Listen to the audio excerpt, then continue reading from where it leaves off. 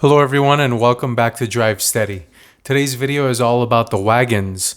Recently Audi made some big news that they finally will be bringing the 2020 RS6 Avant to the United States. So what I'll do is talk about the RS6 really quickly, then compare it to other big, bad, powerful wagons that are on the market today. So the 2020 Audi RS6 Avant, it's going to have a twin-turbo 4-liter V8 paired to a 48-volt hybrid system which pumps out a combined 591 horsepower and 590 foot-pounds of torque. It will hit 0 to 60 in 3.6 seconds. If you keep the pedal mashed, you'll get to 120 miles an hour in less than 12 seconds.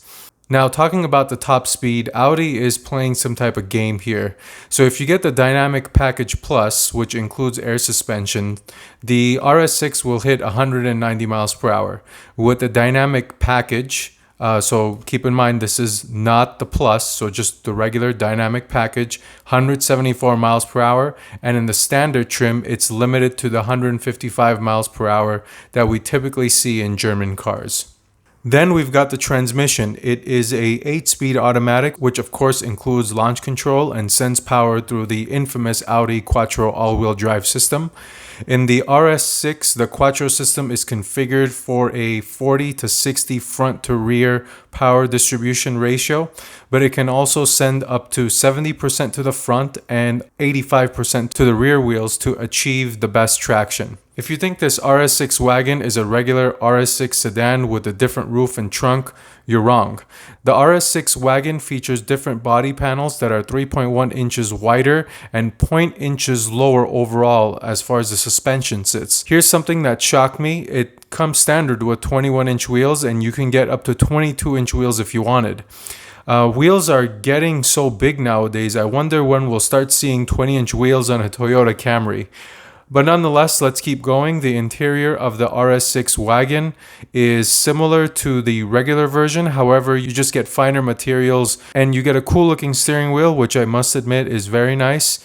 And it's got these mounted RS1 and RS2 buttons, which will allow you to configure your driving modes. These are very similar to the M buttons that you see in the BMW M3, M4, M5, and possibly in the M8 versions coming up. Regarding the pricing, nothing has been announced at this point for the RS6 wagon, but we do know that it will be going on sale sometime in the second or third quarter of 2020. Alright, so now that we've covered all the details that have been released regarding the RS6 wagon, now let's compare it to some of the other competition wagons from Mercedes and Porsche and even Jaguar. Okay, so the first item I'd like to compare is pricing.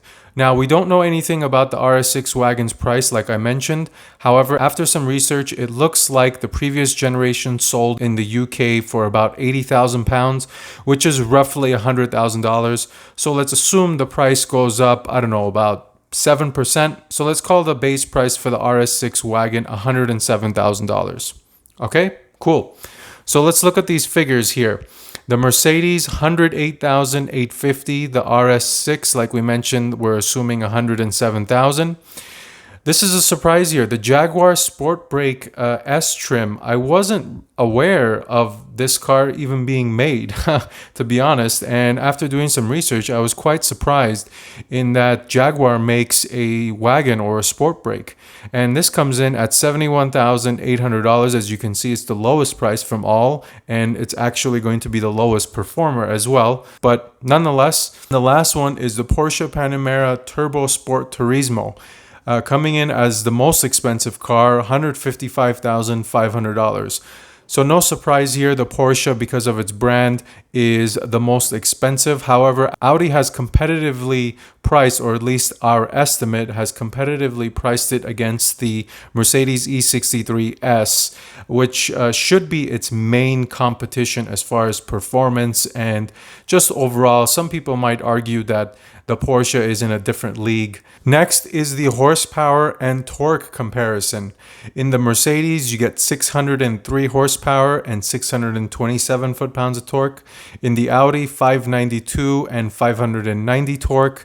In the Jaguar, this comes with a 6-cylinder, so it's the least powerful, but it is supercharged, 380 horsepower, 332 torque, and the Porsche 550 horsepower and 567 foot-pounds of torque.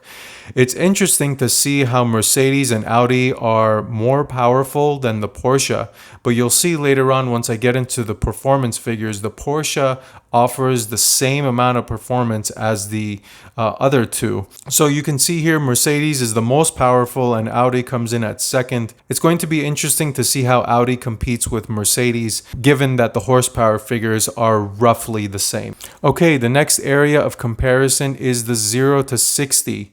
Now the Mercedes is the fastest, 3.4 seconds, which I believe is a conservative number. These Mercedes E63 cars are blisteringly fast. I read somewhere some magazines have gotten them even lower in the 3-second range, 3.1, 3.2. But nonetheless, these are the published numbers from the manufacturers.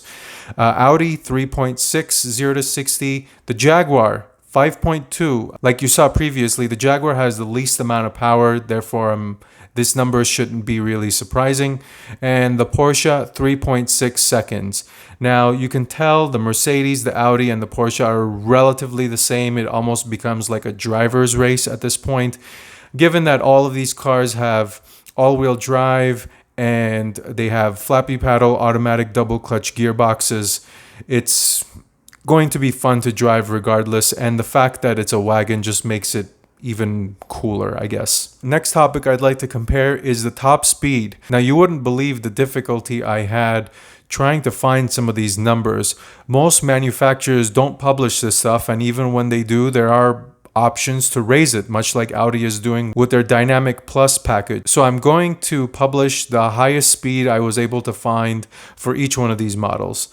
The Mercedes, 185 miles per hour top speed. The Audi with the Dynamic Package Plus, 195 miles per hour. The Jaguar, the slowest, 121 miles per hour. I'm not sure if that's electronically limited. The Porsche, 188 horsepower. Now, Audi coming in at 195 makes it the fastest in the group. And I'm not sure if that's constituted to a better aerodynamic package or just more high-end horsepower or whatnot. But the Audi is the fastest from what I was able to find. And the final topic of comparison is weight. Now, you're thinking this is a big heavy car. It's a wagon, so who cares about weight? But I care, so we're comparing it. And this is a similar category for the Audi, much like the prices, in that there is no information. So what I did is I looked at the previous generation, which came in at 4,300 pounds, and I just added 75 pounds to it. So I'm calling it 4,375 pounds for the Audi. The Mercedes comes in the heaviest at 4,725. It's interesting that the Mercedes is the heaviest, but it's the fastest, getting to 60 and even to 120. Next is the Jaguar, which comes in the lightest, and I'm not surprised because this has a 6-cylinder engine versus the other cars in the comparison who have V8 engines.